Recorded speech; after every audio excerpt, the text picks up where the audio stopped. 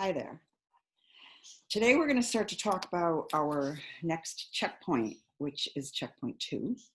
And we're talking about the triangle trade.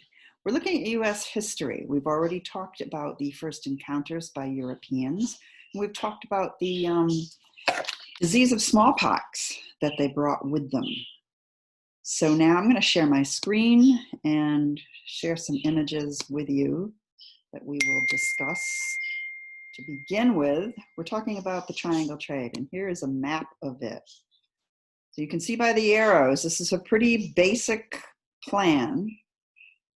Slavery came out of Africa, which is right here where my cursor is, came with ships full of humanity. And it would go over to like the Caribbean, the south of South America, and the south of the United States, and then eventually up to the north of the United States. Not the United States yet, it's still just the colonies. We're talking about the 1600s when the early colonies were just forming, and the economy of the new country, the new world, was just being built. And there was great promise for the economy. The one thing they needed was manpower. And they started with indentured servants, but they couldn't get enough people. And they tried Native Americans as well. They did not work well under duress. So they went into the slave market that was already percolating, and you're going to learn about that in the video. And it became a huge industry.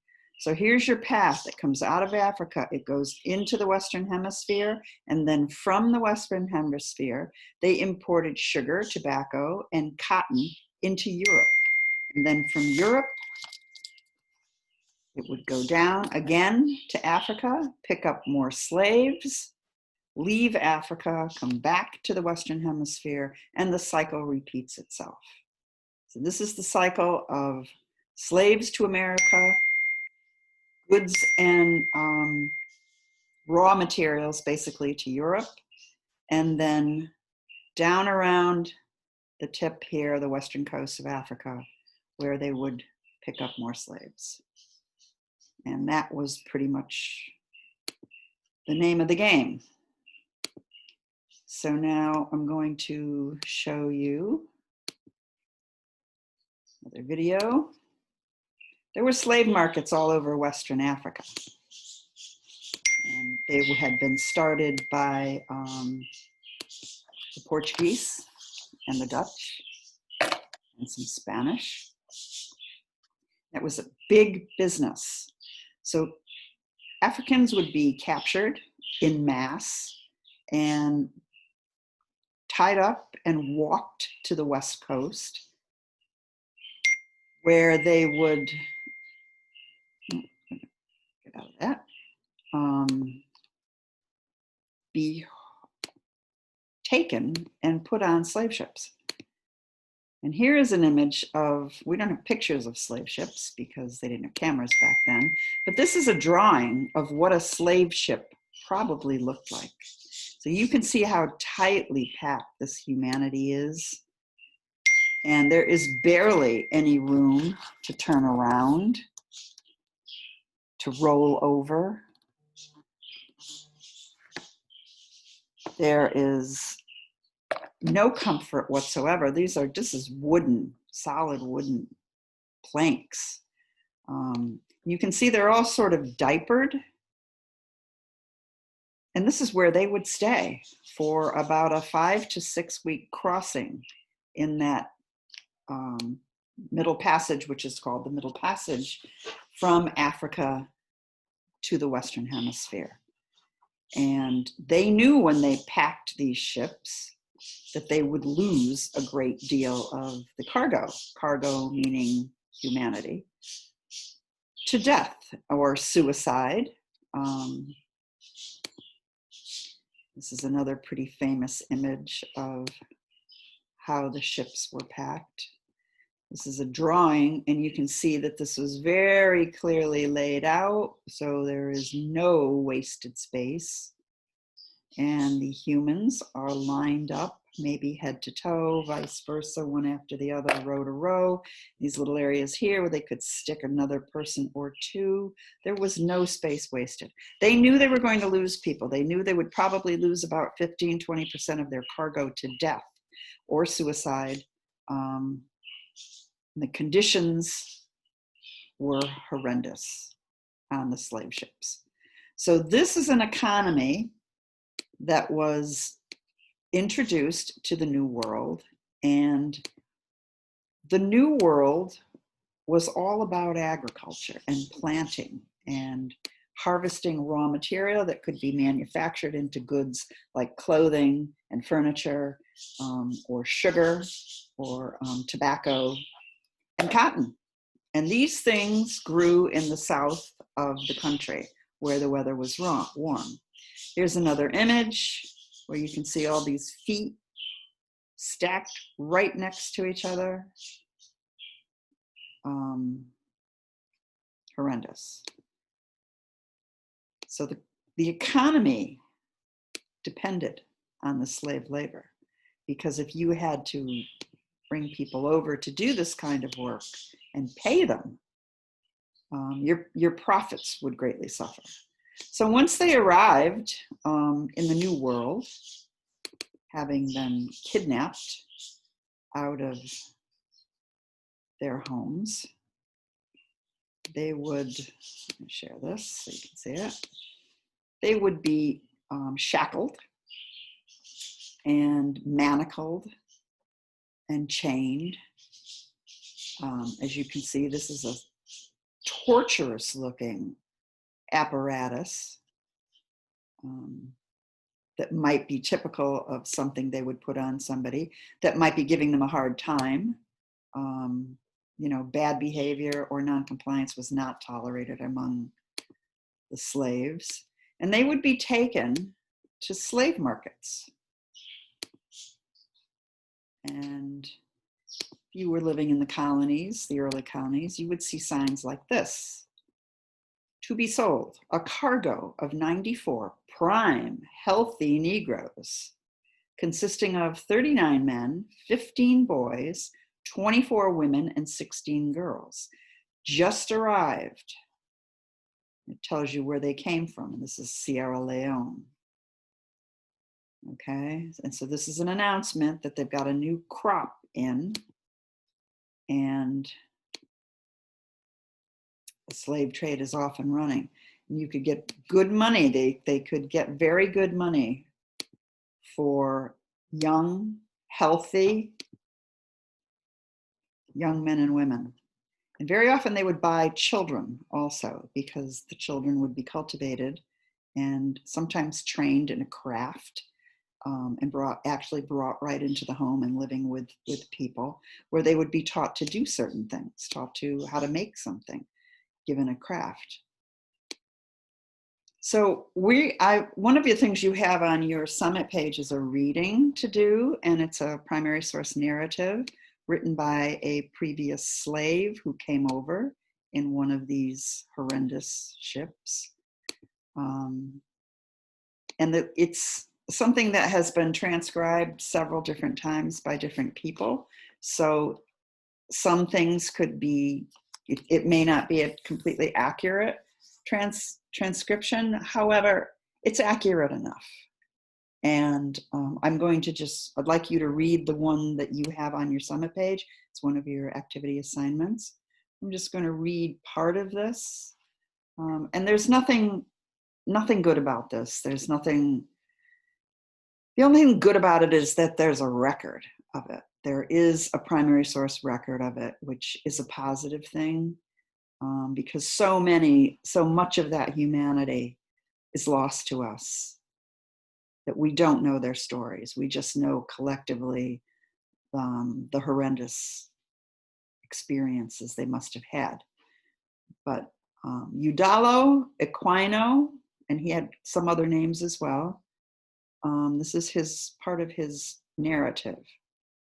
I'm just going to read a little bit. This is when he talks about arriving, when they finally arrived someplace. and they start their journey. They made small stops when they left Africa to pick up other slavery and other goods. And he writes that at last, when the ship we were in had got all her cargo, they made ready with many fearful noises, and we were all put under deck so that we could not see how they managed the vessel.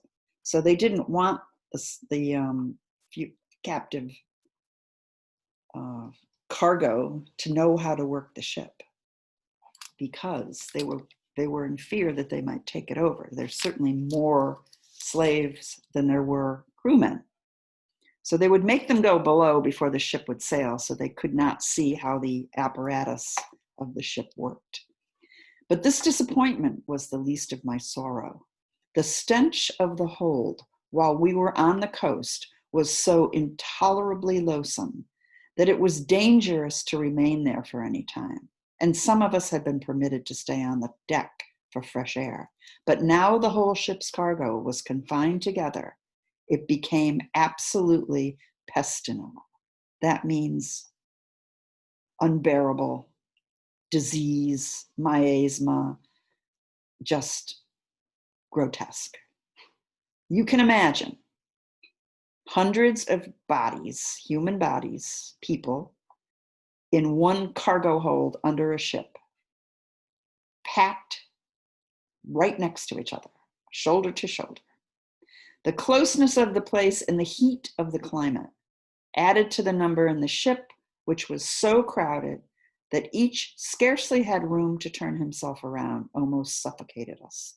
This produced copious perspirations, so they sweat like crazy, so that the air soon became unfit for respiration, and a variety of loathsome smells, and brought on a sickness among the slaves, of which many died, and thus falling victims to the improvident avarice, as I may call it, of its purchasers. In other words, they lost money because they crammed people in so tightly that their cargo died, rendering it possibly worthless.